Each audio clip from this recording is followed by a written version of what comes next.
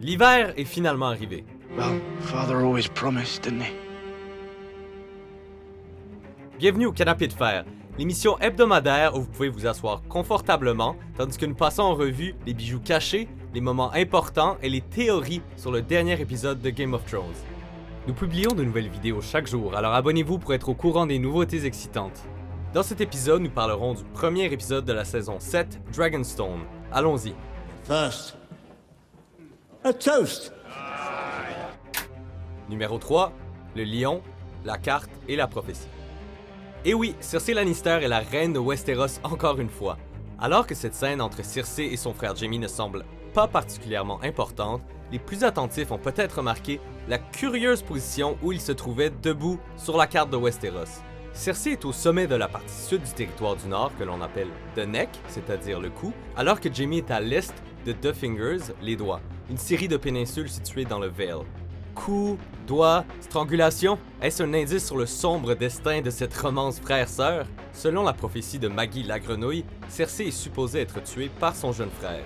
Évidemment, vu leur histoire, Cersei pense que Maggie faisait référence à Tyrion, mais il est bien possible qu'elle ait mal interprété cette prophétie. Selon nous, il ne serait pas étonnant que Jaime soit celui qui tuera Cersei et ajoute le nom de Queenslayer, c'est-à-dire tueur de reines, à sa longue liste d'accomplissements. They both broke their promises and murdered their former friends as soon as it suited them.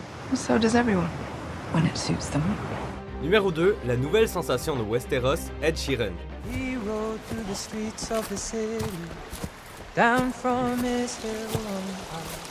All the winds and the steps and the carving. Ed Sheeran, le chanteur roux adulé de tous, a fait son entrée dans la série aux côtés de Arya Stark. De la nourriture, du vin et quelques rires, cette scène a montré un rare moment d'humanité et de gentillesse. Au moment clé de la scène, Sheeran chante une chanson extraite des livres qui n'était pas encore apparue dans la série télévisée. It's a new one. Elle se nomme Hands of Gold ou Main d'or en français. For hands of gold are always cold, but a woman's hands are warm.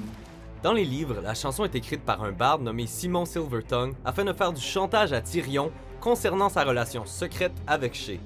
En effet, Tyrion pense même à cette chanson lorsqu'il étrangle Shae dans la chambre de Tywin.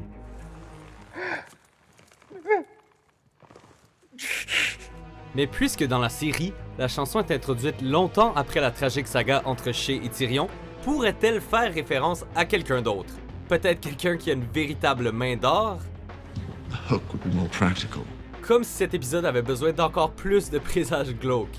Avant d'aller à notre moment favori de cette première de la saison, voici quelques répliques frappantes de l'épisode de cette semaine. I'm the queen of the Seven Kingdoms. 3 kingdoms at best.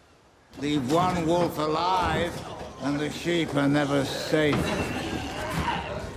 So here I am, with 1,000 ships and 2 good hands. Numéro 1, le monopole de Vert Dragon. Finalement, après plus de 60 épisodes d'attente, Daenerys Stormborn de la maison Targaryen, la fameuse mère des dragons, est arrivée à Westeros.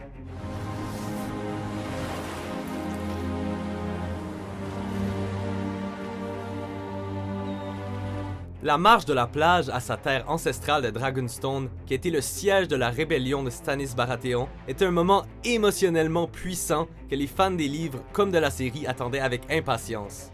Mais quel impact aura Daenerys dans le combat entre les vivants et les morts?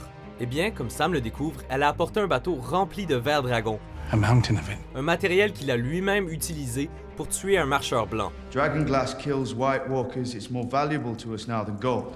Étant donné que Jon en recherche désespérément pour utiliser contre les marcheurs, ce pourrait être le point de ralliement entre Daenerys et lui. Bien sûr, la mère des dragons détient tous les pouvoirs de négociation dans ce scénario, ce qui veut dire que Jon devra peut-être l'aider dans sa quête de conquérir le trône de fer avant de pouvoir poursuivre son combat vers le nord. Ceci étant dit, on pense que détourner son attention des marcheurs pourrait lui coûter très cher.